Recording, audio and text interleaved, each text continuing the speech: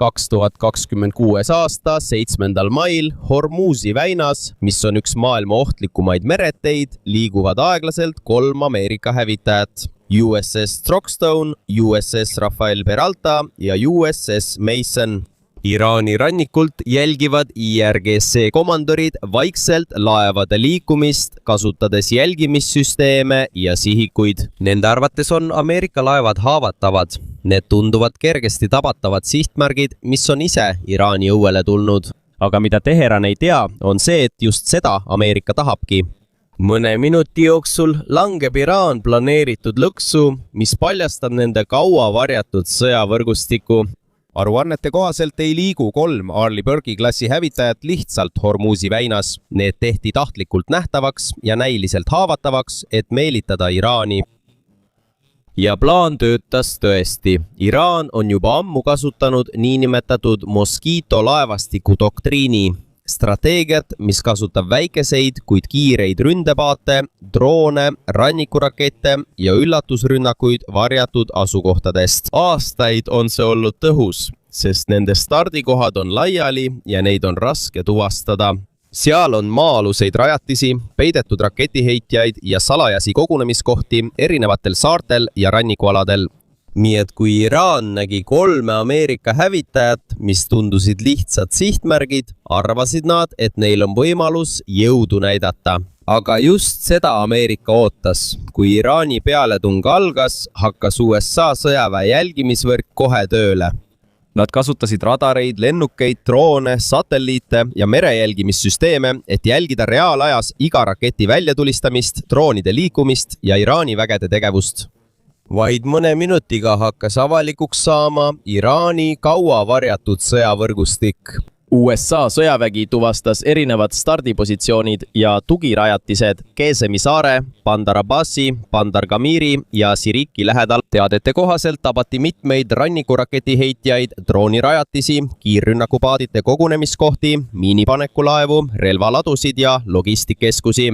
Kuigi ükski ameeriklane pihta ei saanud, sai tegelik juhtunu selgeks. Iraani sõjaline strateegia on aastakümneid põhinenud varjamisel, üllatusrünnakutel, maa-alustel süsteemidel ja parvetaktikal, et vastasel oleks raske vastata. Aga seekord just nende enda rünnak paljastas nende saladused.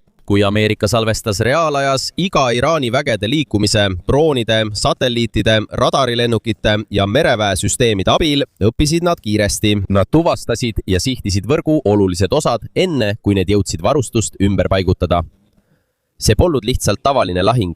Tõeline võitlus käib info, jälgimise ja ajastuse üle. Iraani jaoks on Hormuzi väin äärmiselt oluline, sest see annab neile suure eelise ülemaailmses naftakaubanduses ja rahvusvahelises laevanduses. Seetõttu usuvad paljud analüütikud pärast seda juhtumit, et osa nende aastakümneid üles ehitatud võimekusest on nõrgenenud.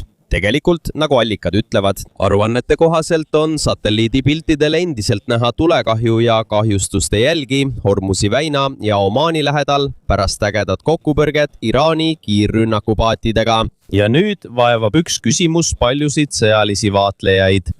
Kas see on juba suurema vastasseisu algus Pärsia lahes? Või on see lihtsalt selge sõnum Ameerikalt, et nad suudavad purustada strateegia, mille kallal Iraan on aastakümneid vaeva näinud? Kuid isegi kui Ameerika operatsioon Hormuzi väinas oli edukas, ei muutnud see peaaegu midagi rahuläbirääkimiste osas.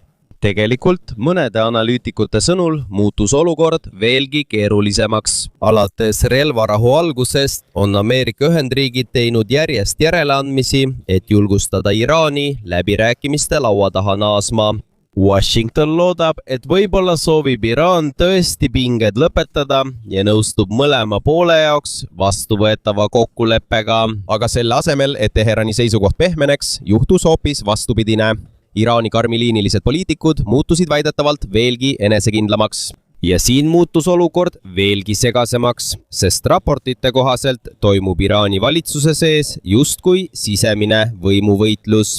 Ühel poolel on IRGC ehk Islami revolutsiooniline kaardivägi, sõjaline fraktsioon, mis on tuntud oma agressiivsuse ja karmuse poolest välispoliitikas.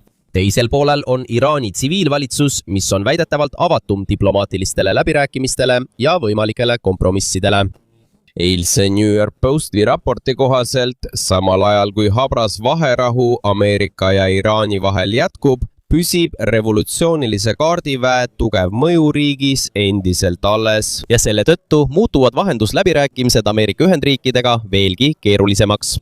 On olemas rühmitusi, kes soovivad jätkata läbirääkimisi, et vältida suuremat sõda.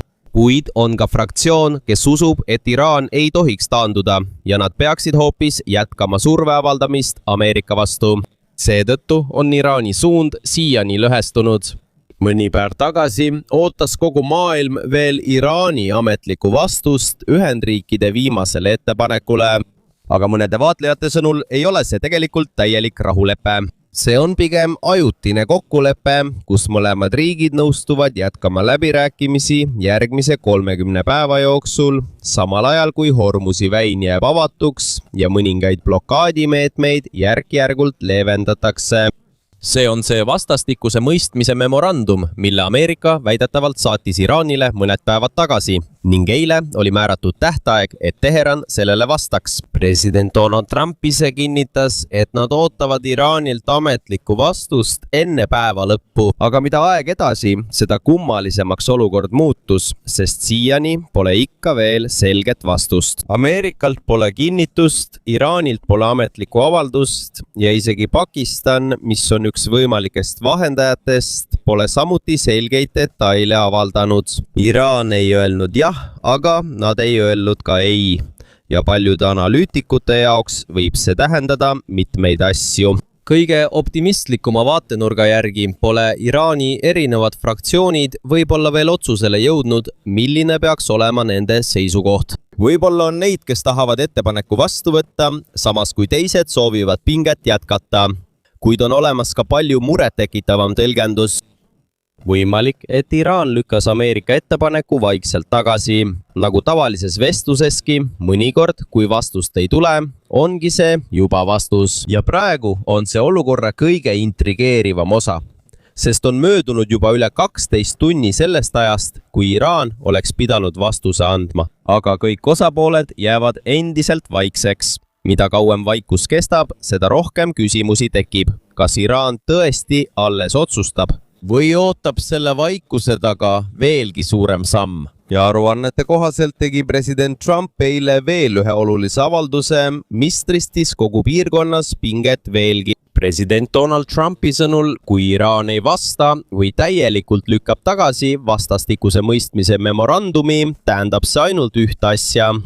Tagasi tuleb see, mida nad nimetavad Project Freedomiks ja kui see juhtub, alustab Ameerika taas agressiivsemaid operatsioone Hormuzi väinas. See tähendab, et USA sõjalaevad hakkavad taas pidevalt sisenema ja väljuma Pärsia lahte, saates kaubalaevu ja naftatankereid, et tagada kaubanduse ja nafta katkematu voog piirkonnas. Lihtsamalt öeldes tahab Ameerika kindlustada, et üks maailma tähtsamaid laevateid jääb avatuks, isegi kui Iraan sellele vastu on. Aga Donald Trumpi sõnul ei pruugi juhtuda ainult Project Freedomi lihtne tagasitoomine. Nad ütlevad, et see on Freedom, sest mõned asjad ei juhtunud, aga nende jaoks on see Project Freedom Plus. Ta mainis, et see võib olla isegi Project Freedom Plus, mis tähendab laiemat ja raskemat operatsiooni, kasutades teisi sõjalisi süsteeme ja täiendavaid tugivarasid. Ja siin muutus vestlus veelgi huvitavamaks. Sest samal ajal, kui Ameerika näitab, et nad on valmis igal ajal operatsioonile naasma, ilmus ka palju erinevaid lugusid selle kohta, miks Project Freedom alguses äkitselt peatati. Valge Maja ametliku avalduse kohaselt peatati see ajutiselt heatahtliku žestina, et anda Iraanile võimalus Ameerika ettepanekut kaaluda ja läbirääkimiste laua juurde naasta. See on väga selge teemade osas, mille üle nad on valmis läbi rääkima, ning ulatuse ja järeleandmiste osas, mida nad on valmis tegema.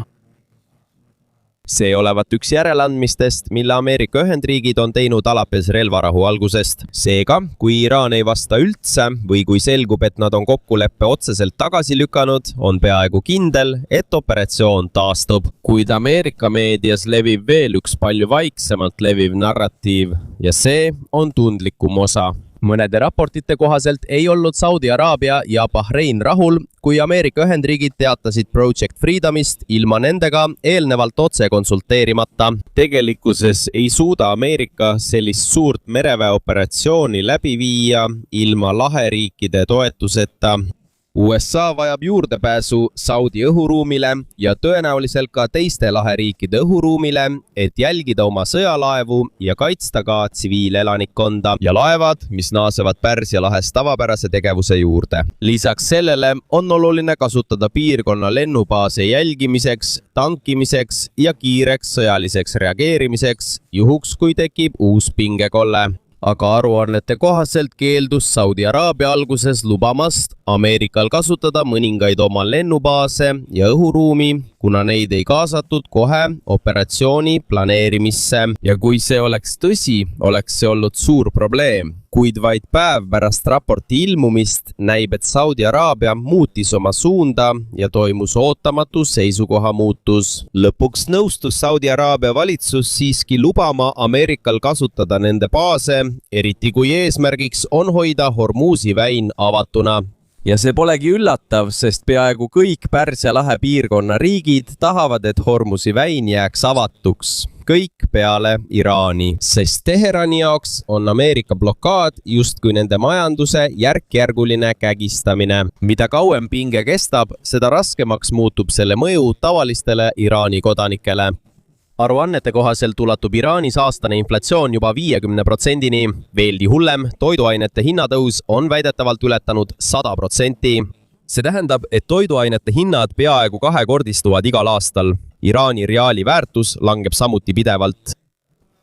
See on rekordmadalal tasemel. Ja samal ajal, kui majanduskriis süveneb, viivad paljud jõukamad iraanlased oma raha riigist välja, sest paljude jaoks ei ole enam kindel, mis järgmiseks juhtub. Ja on veel üks areng, mis on inimesi veelgi rohkem ärevaks teinud. Hiljuti konfiskeeris Iraani kohtusüsteem üle 200 kinnisvara neilt, keda nad süüdistavad riigi vastu tegutsemises.